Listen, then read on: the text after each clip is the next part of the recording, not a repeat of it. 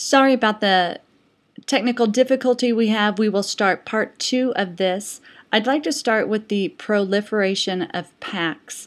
And remember, when individuals were limited in funding, they decided to bundle their money together, and the proliferation of PACs occurred, which is the increasing of or spreading of.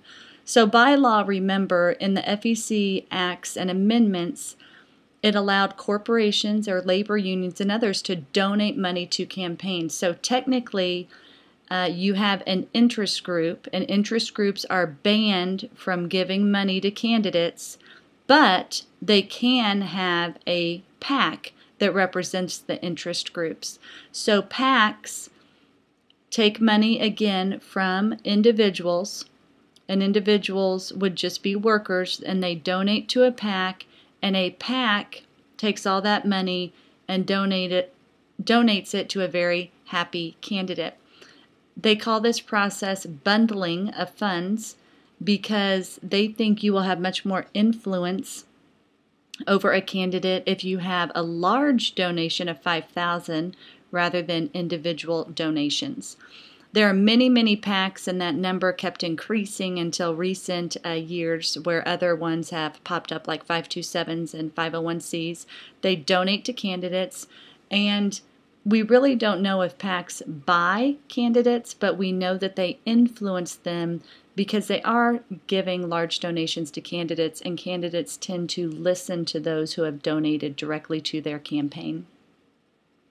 This is an example of the many PACs that have donated, and this certain chart, this says percentage given to Republicans. So you can see by this, most large businesses tend to support, say for the trial lawyers, because Republicans tend to limit tort reform, that in this case, a lot of them really did support Republican candidates. You can look at this and see many union workers do not support or give money to Republicans. And these two are single issue groups. NRA would be gun control. They very much support Republican candidates. Emily's List is a women's rights organization. They are a pro-choice group. And you can see here they gave $0 to the Republican Party.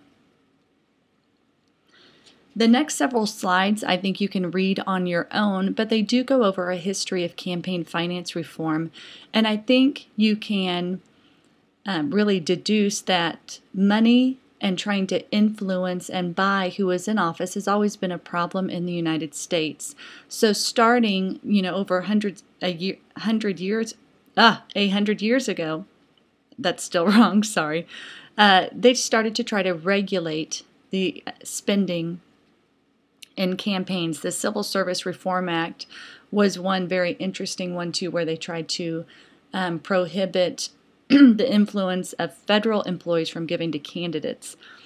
This is just a little timeline. I've gone over the FEC. Buckley versus Valeo is money equals speech, that a person, that part of the law was struck down, and a person can give as much of their own money to their campaign as they want. McConnell, very controversial decision, but the Supreme Court upheld Congress's effort. They said, Congress does have the right to regulate soft money, and what the BCRA Act did was ban soft money. And so that was challenged, but the Supreme Court upheld that. But in a court case called Citizens United in a sense said, we are regulating corporations and preventing them from representing their opinions in issue ads and advocacy or electioneering ads. And the Supreme Court said they can do that. And so it led to this onslaught of, new or different ones. So the Citizens United case has really turned the tide in campaign financing and opened a lot of corporation and union dollars to influence the American people's opinion. These are some review slides on the FEC, so I'm just going to go down through those. These are all the different people involved when we try to regulate campaign finance reform. These are various election laws, which I would like you to review. Remember BCRA's McCain-Feingold as well. This is what does federal election law really regulate? Really, they want to know where money's coming from. They want to know who is giving it and who's receiving it in terms of campaign finance dollars. And they want to know how candidates support different fundraising activities, and they want to monitor federal election activities to make sure that people are not buying offices. And that's been the intent of all of these laws. This last one, I went through it in the first video, but again, it just sort of goes through the hard money versus the soft money, Buckley, and the Bipartisan Campaign Reform Act. These two slides, basically what I would want you to understand, this one right here, that the limits on the use of the candidate's own resources was struck down because speech really did be categorized as an expression of how you spend your own money, so the Supreme Court upheld that. What is disclosure? That means you have to tell where your money's coming from. And I want to show you this little website. This is a guide to the current rules for the FEC, but in 2010, we know the FEC is responsible for enforcing federal campaign finance law, and this is an example of some of the hard money involved, and these were the sources, these are the limits. It's not 21, it's now gone up even higher than last time I checked. A person can give $2,400 to a candidate in the primary. They can give $24,000 for the general election.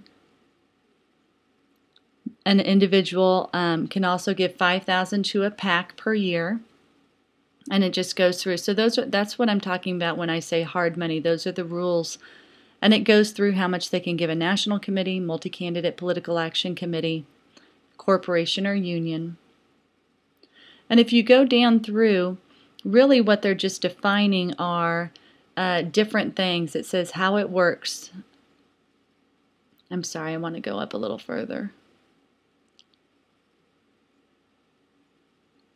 In this portion, it talks a little bit about a 527 group. And when they're going through these, a 527 group, remember I said is that IRS code group, and 527s have to require where they're getting their money. And that's why some are moving to 501Cs. 501Cs do not have to require disclosure. And I think that's why we're sort of seeing a trend of that, because people like to remain anonymous so they don't know that their money is supporting a candidate. So these last things, it's just a general overview. Lyndon B. Johnson, remember, said, there's more loophole than law. And sometimes every time the United States tries to make a law, someone finds a loophole to get around it.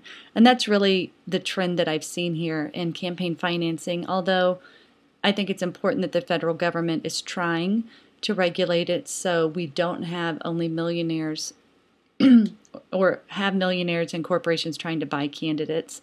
These are some of the definitions that you saw earlier.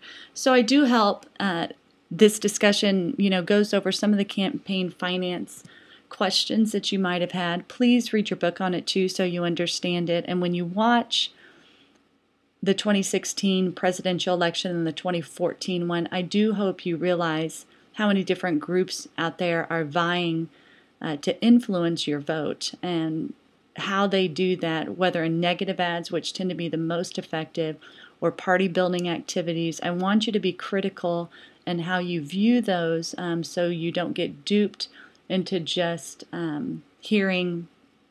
I want you to be aware of where the money is coming from in those ads. So this is the end of the campaign finance one. I hope this helps a little bit.